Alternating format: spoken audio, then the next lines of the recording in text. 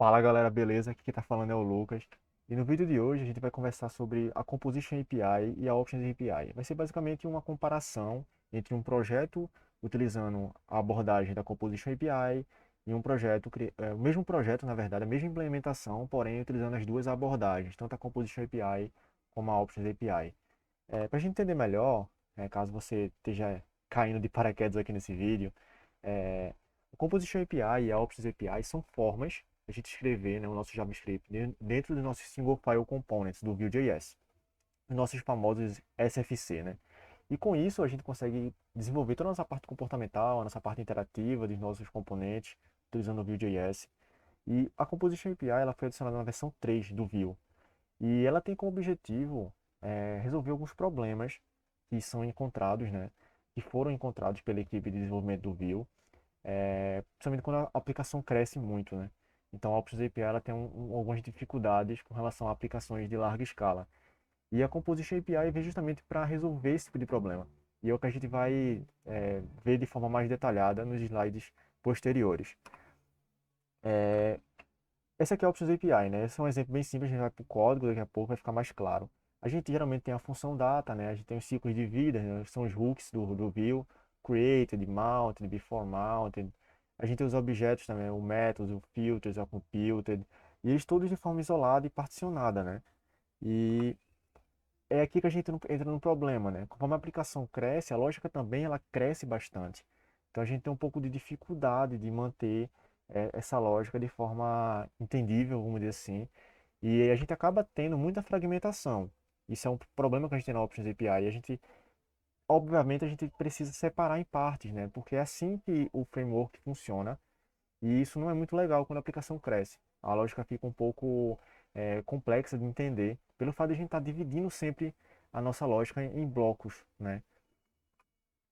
E a Composition API, ela foi adicionada, como eu falei inicialmente, né, na versão 3 do Vue, e ela adiciona uma função setup, né? Agora a gente tem essa função setup, que com ela a gente pode organizar melhor nossas lógicas, nossa lógica, né, no nosso SFC, e a gente consegue retornar os dados que a gente quiser para nosso template, né, para a gente poder mostrar para o usuário. E a gente deixa o código muito mais enxuto. Essas aqui são algumas vantagens, né, que a gente tem com a Composition API, a gente tem um código mais limpo e objetivo, melhor legibilidade. Isso facilita na manutenção por outros desenvolvedores, né, por ter uma lógica mais enxuta. A gente tem melhorias também na performance, de forma geral, né. A gente também tem a possibilidade de utilizar o script setup, que é o que eu vou mostrar daqui a pouco para vocês. E o suporte também é um pouco mais forte ao TypeScript, né? A Options API e a versão 2 do Vue em si, ela tinha alguns problemas com relação a TypeScript, e é o que a equipe do Vue tentou resolver com a Composition API na versão 3. É, eu botei aqui a cereja do bolo, né? Porque com a Composition API, né, a gente consegue escrever nossa lógica utilizando o script setup. E esse aqui é um exemplo, né, de um código que a gente pode utilizar essa nova forma, essa nova sintaxe, né? Que é um syntax sugar, é tipo uma sintaxe mais refinada utilizando a própria composition. E para a gente utilizar a sintaxe, basta a gente definir, né, nosso script lá do Vue, dentro do nosso SFC, né, esse atributo setup, né? E a gente consegue, por exemplo, importar algumas coisas do Vue, né? O onMount, o ref. E aqui é um exemplozinho, tipo, só para dar um console.log, mas é só para a gente ver que essa lógica fica muito mais enxuta, né? E aqui tem algumas vantagens da gente utilizar o script setup. Não é só deixar o código mais sucinto e enxuto. A gente tem a capacidade de declarar props e eventos emitidos utilizando TypeScript puro, a gente tem um melhor desempenho, tempo de execução, né? E ali tem até a observação, né? O template ele vai ser compilado em uma função render no mesmo escopo, sem o proxy intermediário. E a gente tem um melhor desempenho também em diferentes tipos da IDE, né? Isso facilita também a IDE para definir os tipos e extrair, né, esses tipos do nosso código. Agora, indo para o exemplo aqui, eu vou mostrar aqui no browser, já está aberto inclusive, é usando a API do GitHub, né, para a gente pra aqui pesquisar, no caso, usuários do GitHub e trazer os seus repositórios, né. Então, é basicamente a mesma aplicação, sendo que um utilizando a Composition API e outro utilizando a Options API. Mas, sem mais delongas, vamos para o código.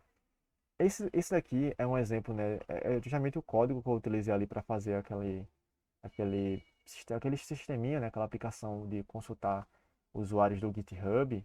E eu criei, né, essa estrutura de pastas, né, dentro do SRC eu tenho a pasta assets, que tem aquela logo, né, que está sendo exibida lá na página. E eu tenho aqui dentro da minha pasta components, alguns componentes, né? O card user, o loading e o search users. O card user é basicamente o componente que ele vai ser renderizado quando eu pesquisar um usuário aqui no GitHub. Então, quando eu pesquisar aqui, ele vai trazer, no caso ele trouxe o meu, né?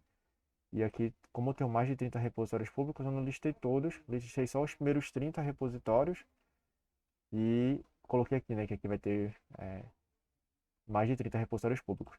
Se eu vim aqui e pesquisar, né, a gente vai ter praticamente o mesmo resultado, porque a forma é o mesmo projeto, sendo que utilizando abordagens diferentes.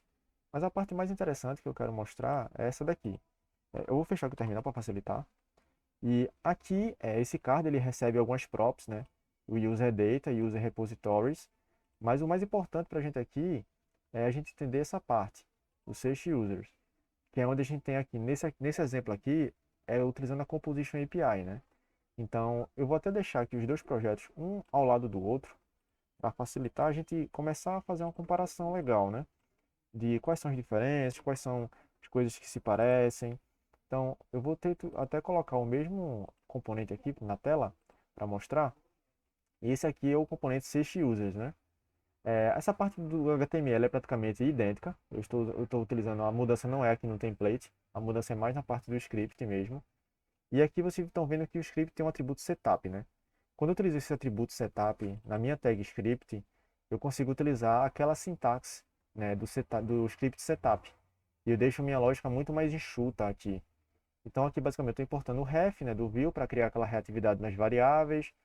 Eu tenho aqui importando o Axios, estou usando o Axios para fazer requisições HTTP, né? E aqui tem o import do card user e do load, né?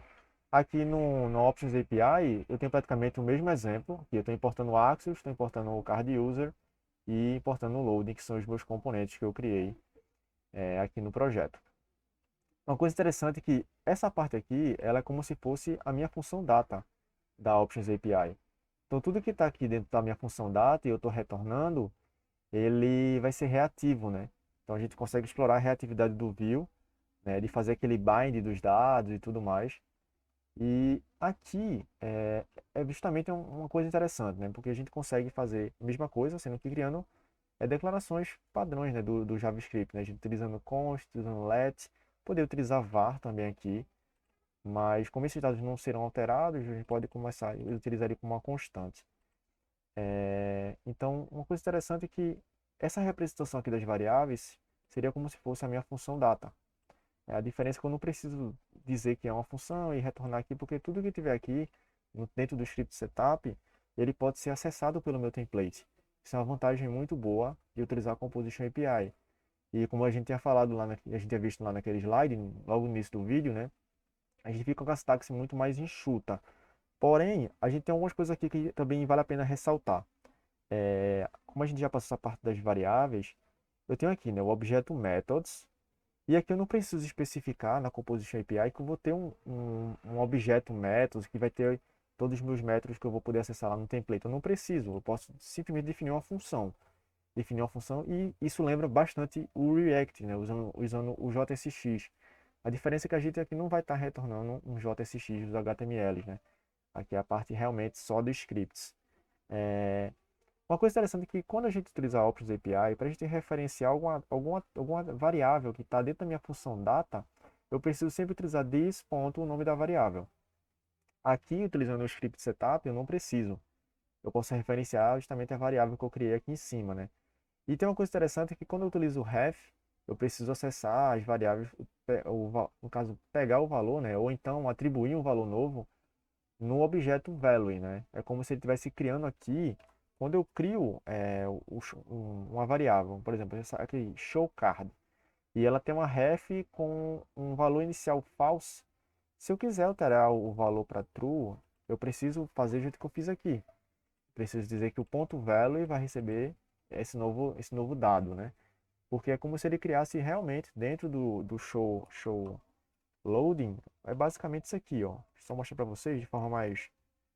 É como se ele fizesse isso aqui. Show loading vai receber um objeto e esse objeto vai ter um value. E esse value ele começou com o valor false, né, ali inicialmente. Então, para eu acessar esse value e definir um novo valor, eu preciso acessar dessa forma. Show loading.value e vai receber true. Então, ele vai alterar esse valor aqui dentro. E esse valor vai passar a ser true nesse momento. Então, a gente precisa acessar, porque essa é uma forma que o ref funciona, né?